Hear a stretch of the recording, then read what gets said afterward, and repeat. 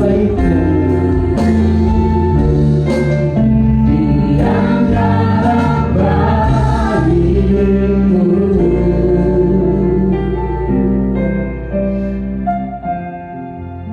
Kami bersyukur kepadamu Bapa di surga, dalam kesempatan yang Tuhan berikan bagi kami. Kami boleh menghampiri hadirat-Mu dalam ibadah persekutuan, menyembah, membesarkan, memuliakan nama Tuhan. Untuk kami boleh semakin mengarahkan praktek hidup menyembah Tuhan dalam kekekalan di Yerusalem baru. Sebelum kami masuk dalam penyembahan dan doa, kami rindu firman-Mu menjadi pondasi penyembahan kami, pondasi penyerahan hidup kami. Tuhan, kuduskan hati hidup kami bersekutu dengan firman-Mu. Kuduskan hamba-Mu untuk menyampaikan firman-Mu. Urapi kami Tuhan, sehingga semua jalannya ibadah ini dalam urapan pertolongan Tuhan, dalam kuasa pimpinan Roh Tuhan, membawa kebesaran kemuliaan bagi nama Tuhan, dan kami semakin berkenan kepada Tuhan. Kami serahkan tubuh jiwa kami, semua ruangan ini semua dalam penguasaan Roh Kudus. Bungkus kami dengan darah Yesus. Haleluya. Amin. Kita bersyukur dalam kesempatan ini, saudara-saudara yang kasih, kita boleh berhimpun menyembah Tuhan. Ini bukan satu kebiasaan, tapi adalah untuk mengawali penyembahan kita nanti di Yerusalem baru. Itu sebabnya saudara yang kasih, kita tidak akan sama begitu saja datang begitu pulang, tapi harus bertumbuh berkembang semakin masuk dalam pengudusan, karena untuk ke Yerusalem baru tidak ada cacat, tidak ada noda, tidak ada sedikit pun kekurangan. Itu untuk boleh masuk di Yerusalem baru. Untuk itu kita semakin memperhatikan firman Tuhan, kiranya ini semakin meningkatkan kita dalam penyerahan kita, dalam kebenaran, dalam kekudusan, dalam segala kehendak daripada Tuhan. Untuk itu saya mengajak kita membaca dalam Yesaya 45 ayat yang pertama. Inilah firman Tuhan, inilah firman-Ku kepada orang yang Ku urapi, kepada Kores yang tangan kanannya Ku pegang, supaya Aku menundukkan bangsa-bangsa di depannya dan melucuti raja-raja, supaya Aku membuka pintu-pintu di depannya, dan supaya pintu-pintu gerbang tidak tinggal tertutup.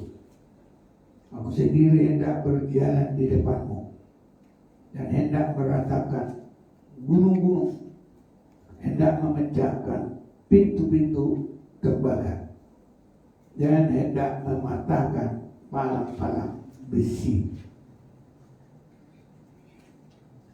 Nah, sampai di sini saja saudara-saudaraku yang kasih.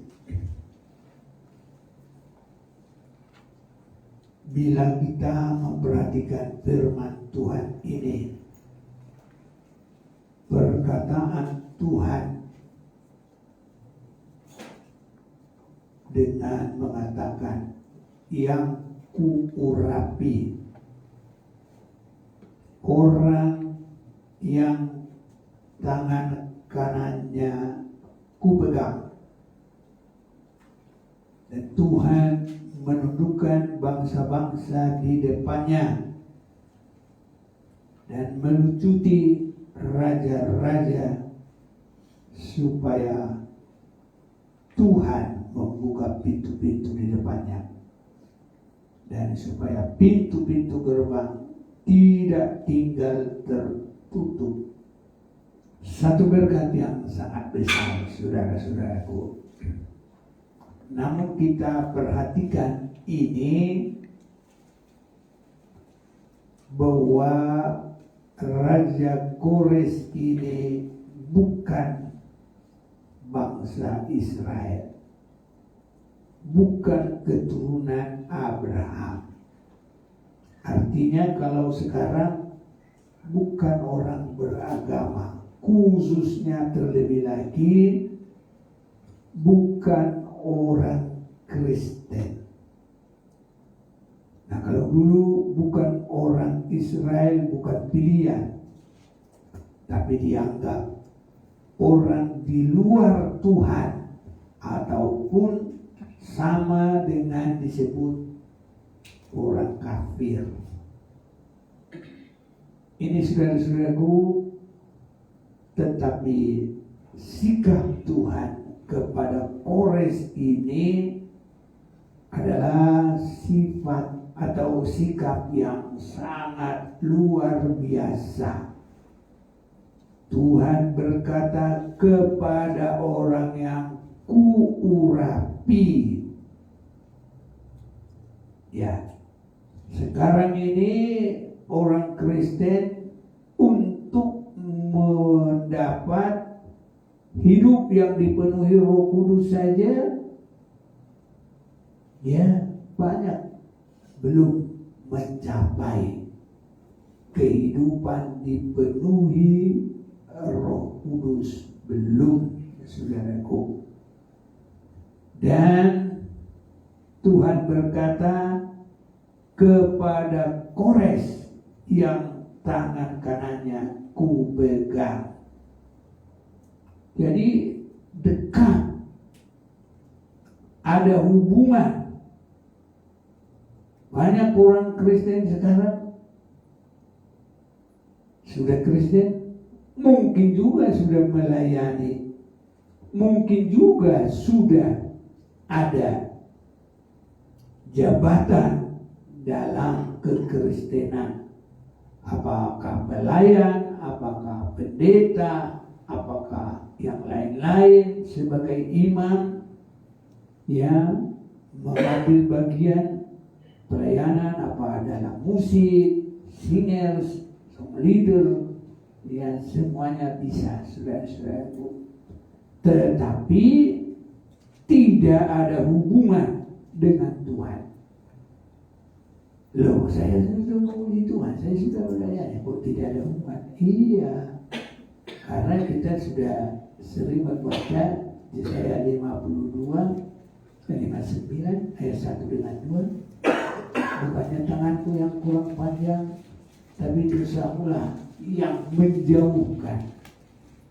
Nah, jadi yang masih belum berserah sungguh-sungguh kepada Tuhan, ya, biarpun kita sudah tidak baca, tapi dalam Yesaya 49 ayat 1 dengan 2, jadi dosa adalah pemisah manusia dengan Tuhan. Jadi Kores ini biarpun dia bukan sebagai umat Tuhan untuk sekarang, tidak sebagai orang beragama, khususnya dalam kekristenan, tapi dia bisa disebut yang dipegang oleh Tuhan. Ada hubungan. Ini saudaraku dituntun oleh Tuhan. Dan yang tidak berbuat sekehendaknya sendiri, ya, tapi adalah menurut kepada Tuhan karena yang memegang tangan kekuatannya itu tangan kanan.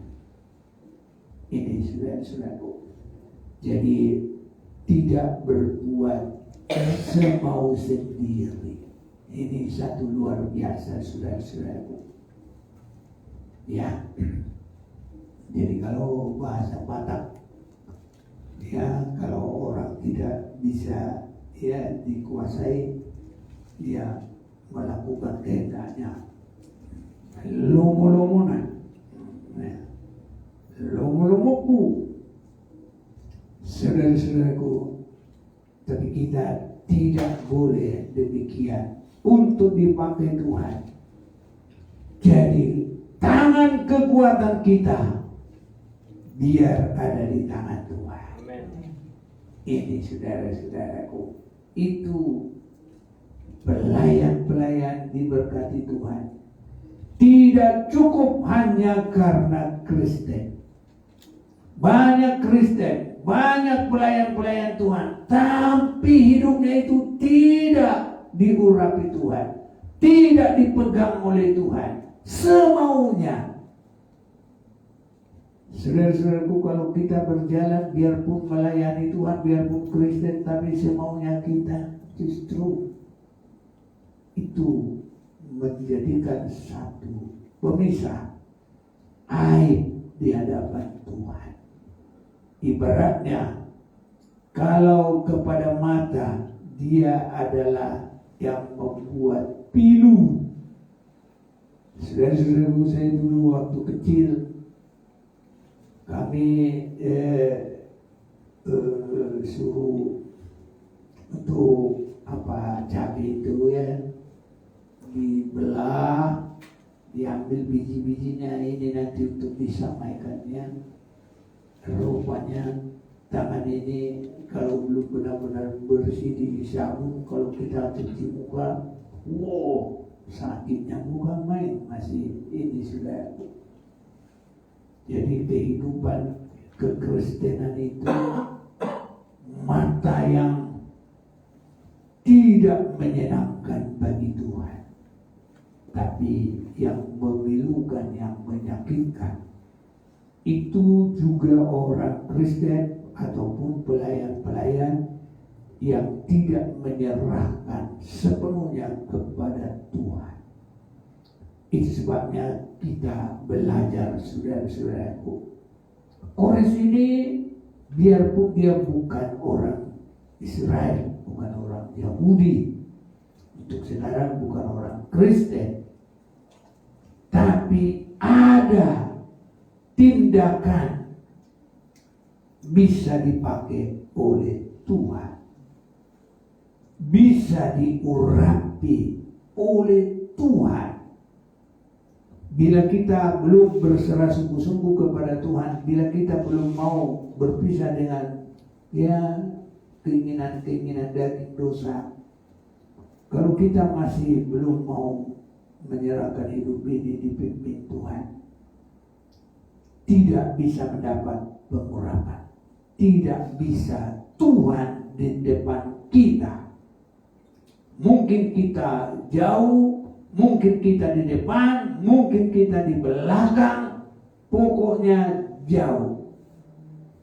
Namun saudara-saudaraku, biarlah di akhir zaman ini kita orang-orang yang dipakai oleh Tuhan, seperti Kores ini bisa dipakai. Untuk apa dia dipakai oleh Tuhan? Sebenarnya saya lihat adalah membebaskan bangsa Israel, untuk mempersiapkan bangsa Israel ada di negerinya, untuk nantinya Yesus lahir di Betlehem. Ini saudara-saudaraku yang saya perhatikan.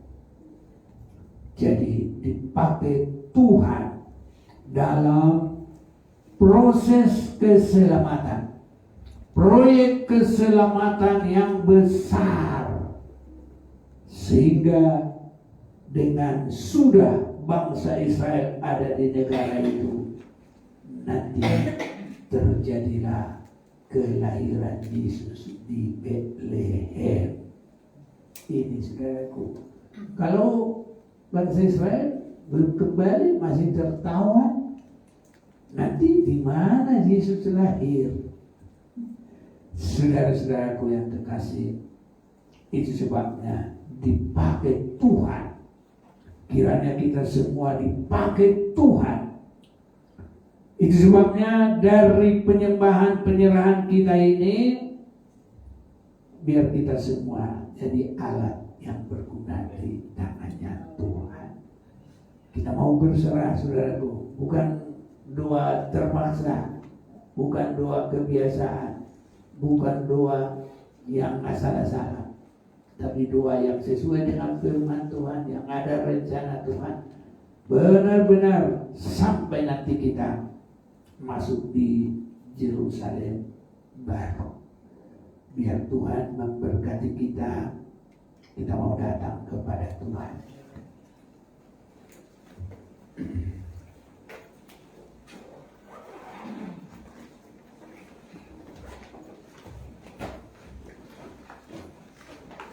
Aku